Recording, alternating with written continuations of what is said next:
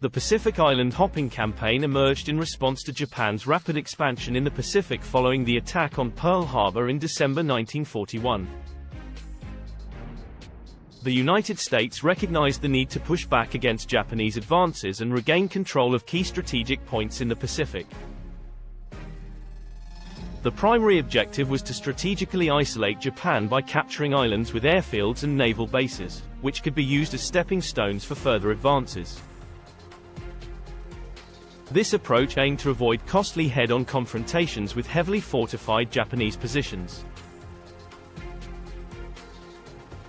Leapfrogging, or island hopping, was a strategy born out of necessity. Instead of confronting well-defended Japanese garrisons head-on, U.S. military planners opted to select islands that were strategically valuable but less heavily fortified. This approach allowed them to allocate resources more efficiently and avoid unnecessary bloodshed. Leapfrogging also aimed at encircling and isolating Japanese-held islands.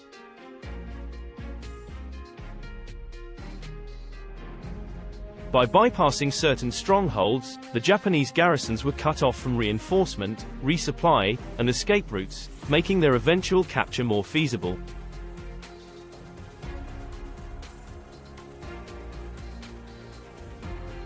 It was a strategy that relied on mobility, surprise, and exploiting the weaknesses in the Japanese defensive posture.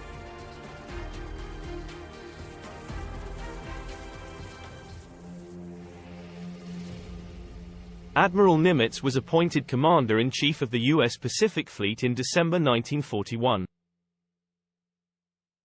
He was a key figure in shaping and executing the island-hopping strategy. Nimitz emphasized the importance of intelligence and flexibility in decision-making. Admiral Halsey commanded the U.S. Third Fleet and played a significant role in several pivotal battles, including the Battle of Lake Gulf.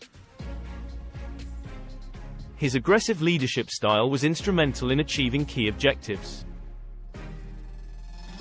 In the battles of the Gilbert and Marshall Islands, these early battles demonstrated the effectiveness of the island-hopping strategy.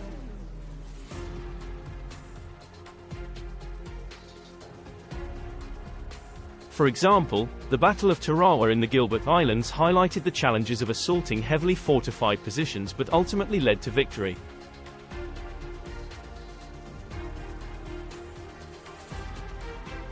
The Central Pacific region was chosen for its direct route toward Japan. Capturing islands in this area not only provided strategic advantages but also cut off Japan's supply lines to the south.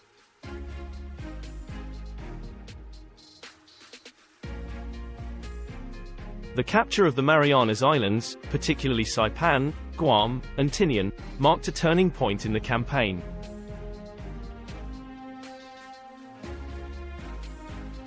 These islands offered crucial advantages.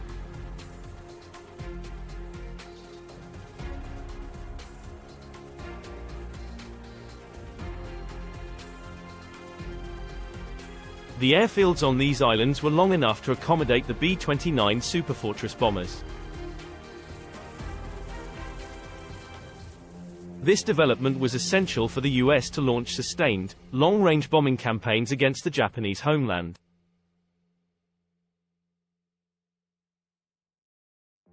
Saipan, in particular, served as a base for U.S. submarines, which played a significant role in disrupting Japanese shipping lanes and interrupting supplies. The capture of the Marianas had a profound psychological impact. It brought the U.S. closer to Japan than ever before and was seen as a stepping stone for the eventual invasion of Japan itself. The Battle of Saipan, in particular, saw tragic instances of mass suicides by Japanese civilians, who chose death over surrender. The Battle of the Philippine Sea, often referred to as the Great Marianas Turkey Shoot, was a decisive aerial engagement. U.S. carrier-based aircraft inflicted heavy losses on the Japanese fleet's airpower, limiting their ability to defend against further advances. General MacArthur commanded the Southwest Pacific Theater and pursued his version of island hopping. His strategy focused on liberating key islands in the South Pacific, such as New Guinea and the Philippines.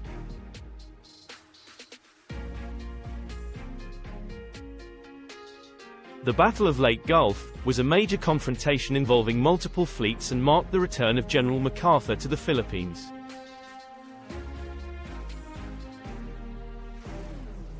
This was a significant moment in the Philippines' liberation and allowed for the establishment of bases for further operations.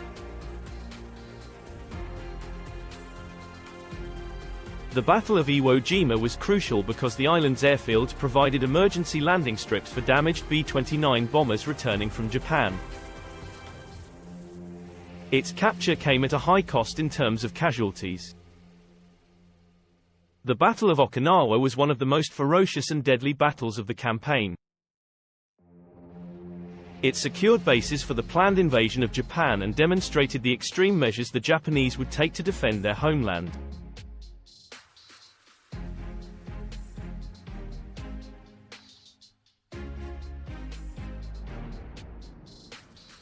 The Navajo Code Talkers were a group of Native Americans who played a unique and critical role in securing communications during the Pacific Campaign. Using the Navajo language, they developed a code that was never broken by the Japanese. The code was so effective because the Navajo language itself was complex and unwritten, making it incredibly difficult for outsiders to decipher. This allowed for secure communication between U.S. forces in the Pacific, preventing Japanese interception and understanding of critical military messages. The Navajo Code Talkers' contribution to the war effort was invaluable, and their work remained classified for many years after the war.